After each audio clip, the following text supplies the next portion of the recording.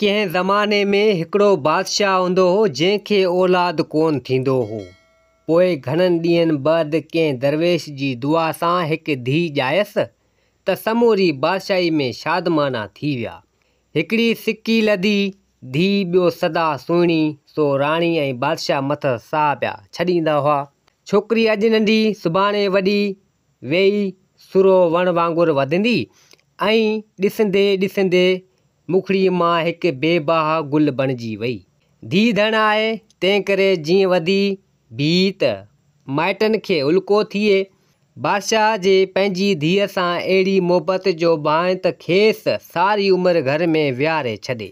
पर राणी सियाणी तंहिं ॼातो त थिए त अॼु न सुभाणे धीअ खे त परायो घर वसाइणो आहे। तंहिं करे पंहिंजे मुड़ुस खे चयाईं त धीअ लाइ कंहिं वॾ घराणे वर जी जल्दी ॻोल्हा करे। बादशाह पंहिंजी राणी जी सलाह खे वज़न ॾिनो ऐं धीअ लाइ वर जी ॻोल्हा जारी थी वई। बादशाह ॾाहो हो, सो चयाईं त शर्त ई अहिड़ा थो विझां जो मुश्किल सां को शहज़ादो पूरा करे सघंदो। जेकॾहिं कंहिं पूरा कया त पोइ क़बूलु कबो त अहिड़ो छोकिरो अकुलमंद आहे ऐं धीअ अहिड़ी जो उनखे अमानत करे ॾिजे। सॼे देश में ढंढोरो घुमायो वियो त बादशाह पंहिंजी धीअ जो संग उन्ही शख़्स खे ॾींदो जेको बादशाह जा ॿुधायल शर्त पूरा कंदो। अगरि कंहिं बि ख़्वाहिशमंद इहे शर्त पूरा न कया त संदसि समूरो माल मिल्कियत ज़ब्त कया वेंदा। शहज़ादी जी हाक हंधे माॻे फैलील हुई, सो केतिरा ई जवां पंहिंजो नसीब आज़माइण लाइ दरबार में आया, पर शर्त पूरा न करे सघिया ऐं हाराए माल मिल्कियत फुराए वेंदा रहिया। जीअं थिए ॾींहं गुज़रिया तीअं हिकु तरफ़ शहज़ादी जी हाक थी वधे ऐं ॿिए तरफ़ थी राजा ऐं राणीअ जो उल्को थिए वधियो त किथे संदुन धीअ जो नसीब खुलंदो या न। आख़िर हिकिड़ो ॾींहुं सिबागो उभरियो ऐं मुल्क जे ॾोरांए हिसे जो हिकिड़ो शहज़ादो, जेको शहज़ादी जे ॿधल साराह ते दिलि हारे चुको हो, सो हिमत जो तरो ॿधी अची दरबार में पहुतो ऐं नगारे ते चोट हयईं। केतिरनि ॾींहं खां नगारो कोन वॻो हो ऐं बादशाह फ़िकर में वेठो हो। हिकु दफ़ो वरी बादशाह जे मन में उमेद पैदा थी त शायदि हिन दफ़े को न को सिबागो संदसि शर्त पूरी करण में सोभारो थींदो ऐं वटसि जेका पाक अमानत आहे तंहिंजो ख़ुदि खे हक़दार साबित करे संदसि ऐं राणी जी मन जो भार हल्को कंदसि। बादशाह पंहिंजे ख़ासि दरबारी खे हुकुम कयो त यकदमि उन्ही उमेदवार खे संदसि अॻियां हाज़िर कयो वञे। शहज़ादो जीअं बादशाह जे हुज़ूर में पेश थियो त वॾे शान सां झुकी बादशाह खे आदाब कयईं ऐं साॻी वक़्तु सोनीनि महरनि जी हिकु ख़ूबसूरत थैली पुन बादशाह जे क़दमनि में नज़राने तौरु रखियाईं। अहिड़े शानदार फज़ीलत ते बादशाह दिली दिलि में ठरी पियो ऐं ॾाढी बापोह मां जवान खे चयाईं, जवान कहिड़े कारण पंधु पियो आहीं? जवान वरी बि शास्तगी ऐं तहमुल सां जवाबु ॾिनो, जहांपनाह, अव्हां जी न्याणी जी सूंहं जी सारा छिके मूंखे हिते आंदो आहे। मूंखे ॼाण आहे त केतिरा जवान हारे विया आहिनि, पर पोइ बि मां पंहिंजो बख़्तु आज़माइण आयो आहियां। मूंखे बि हिकिड़ो मौक़ो ॾियो।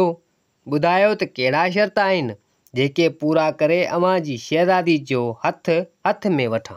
बादशाह शहज़ादे जे वहिंवार ऐं वीचार ते मोहिजी वियो हो, सो सम्झाइण जे ख़्याल खां ऐं पको करण जे इरादे सां चयाईं, नौजवान, मां वरी बि हिकु दफ़ो तोखे आगाह थो कयां त सोच, केतिरा ई अमीरज़ादा ऐं शाही घराणे जा जवान आया पर नाकाम थिया ऐं पंहिंजो माल ज़ब्त कराए विया।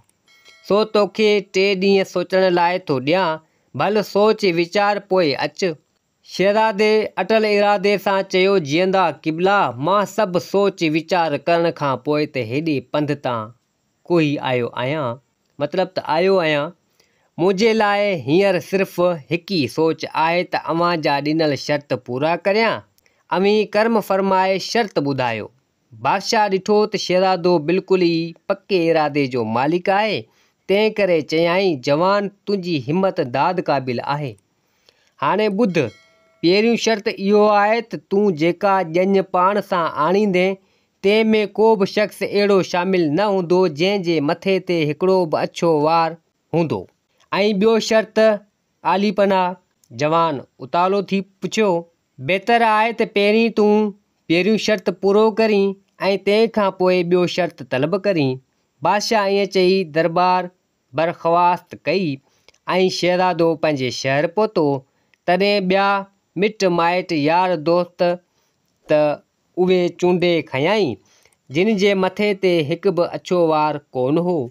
हाणे सवाल इहो हो त पंहिंजे माउ पीउ खे कीअं छॾे वञे। शादी माउ पीउ खां सवाइ कीअं थींदी ऐं अहिड़ी ॻाल्हि हू खेनि कीअं ॿुधाए। जॾहिं शहज़ादे जे पीउ ॾिठो त ॼञ लाइ सभु तयारी हूंदे बि इहा रवानी न पई थिए ऐं पंहिंजे पुट खे वेगाणो थींदो ॾिठाईं त हिकु ॾींहुं पासीरो वठी वञी दिलि जो अहवालु पुछाईं। शहज़ादे समूरी ॻाल्हि करे ॿुधायसि ऐं पंहिंजे परेशान हाल खां पुर वाक़िफ़ु कयसि। शहज़ादे जो पीउ दुनियादीद शख़्स हो, सो ॼाणे वियो त साम्हूं वारे बादशाह का अहिड़ी रमज़ रथी आहे जो संदसि पुट खे ज़रूरु तकलीफ़ थींदी, तंहिं करे ॼञ सां वञणु ज़रूरी हो। पर इहा ॻाल्हि थिए कीअं? पीउ जीअं असां अॻुवाट ॼाणे वरितो त दुनियादीद ऐं सियाणो हो, तंहिं पंहिंजे पुट जे कन में हिकिड़ी ॻाल्हि चई ऐं रवानो थी वियो। शहज़ादे जा ग़म ऐं गुंदर सभु लही विया ऐं ॼञ उसण जी तारीख़ में मुक़ररु थी वई। खाधे पीते लाइ माल, घोट कुंवार जा कपिड़ा ऐं घणा ॻठा ऐं ॿियो वाट लाइ अकीचार सामान खणणो हो। तंहिं लाइ अनेक संदूकूं ऐं पेतियूं तयारु थी वियूं जेके कने तार भरे उठनि ऐं घोड़नि ते ॿधियूं वियूं। उन्हनि पेतियुनि में 2 तमामु वॾियूं पेतियूं बि हुयूं जंहिं में शहज़ादे जी माउ ऐं पीउ खे विहारियो वियो ऐं ईअं कंहिंखे बि कल कान पई त हू बि ॼञ सां गॾु आहिनि। इहो तमामु लिकियलु राज़ रखियो वियो। कुझु ॾींहं पुॼाणा ॼञ अची बादशाह जे तख़्तगाह में पहुती ऐं शहर जे ॿाहिरां अची खीमा खोड़ियाऊं। शहज़ादे बादशाह खे पंहिंजे ख़ासि माण्हू हथां पैगाम मोकिलियो त हू शहर में पहुची चुका आहिनि। बादशाह पंहिंजनि ख़ासि अमीरनि वज़ीरनि सां गॾिजी उन हंधि आयो जिते शहज़ादे जी ॼञ अची दाॿो कयो हो। बादशाह जी दिलि में होरा खोरा हुई त ॾिसां त जवान मुंहिंजे पहिरीं शर्त खे पाड़ियो आहे या न। ॼाणनि सां मिली ॾाढो ख़ुशि थियो छाकाणि त शहज़ादे त चूंडी बादशाह जी शर्त मुताबिक़ कई हुई, जंहिं करे उन्हनि मां कंहिं हिक जो बि अछो वार कोन हो। बादशाह जवान खे मुखातिब थींदे चयो, जवान मां ॾाढो ख़ुशि आहियां जो तूं मुंहिंजो पहिरियों शर्त पूरो कयो आहे। हाणे ॿियो शर्त इहो आहे त सुभाणे सिज उभरण खां अॻु मुंहिंजा माण्हू अव्हां खे हिकु टोयो चांवरनि जो ऐं हिकु मट शरबत जो हर हिकु ॼाणी लाइ ॾेई वेंदा। अव्हां सभिनी खे उहो सिज लथे खां अॻु ई खाई ऐं पी पूरो करणो आहे। जेकॾहिं अव्हीं उन ॻाल्हि में गुथा त पोइ अव्हां जो समूरो माल मताओ ज़ब्त थींदो ऐं पहिरियों ॻाढ़ो अव्हां खे वापसि घर मोटी वञिणो पवंदो। पर इहा ख़बरदारी करणी आहे त चांवर जो हिकु बि कणु या शरबत जो हिकिड़ो बि फुड़ो अव्हां खे उछलणो न आहे। सभ जो सभु पूरो करणो आहे। ईअं चई बादशाह पंहिंजे अमले सां रवानो थी वियो। शहज़ादे पंहिंजनि ख़ासि वेझनि ऐं दोस्तनि सां सलाह मुसलत कई पर सभिनी जा वात फाटी विया। हिकु ॾींहं जे अंदरि हेतिरा चांवर ऐं हेतिरो शरबत कीअं पूरो थी सघंदो? सभु मलूल थी विया, मतिलबु हैरान थी विया। को बि रस्तो खेनि सम्झ में न आयो। राति थी त जंहिं तंबूअ में उहे 2 वॾियूं पेतियूं रखियलु हुयूं, शहज़ादो उते सुम्हण जो बहानो करे वञी पीउ माउ सां सलाह करणु वेठो।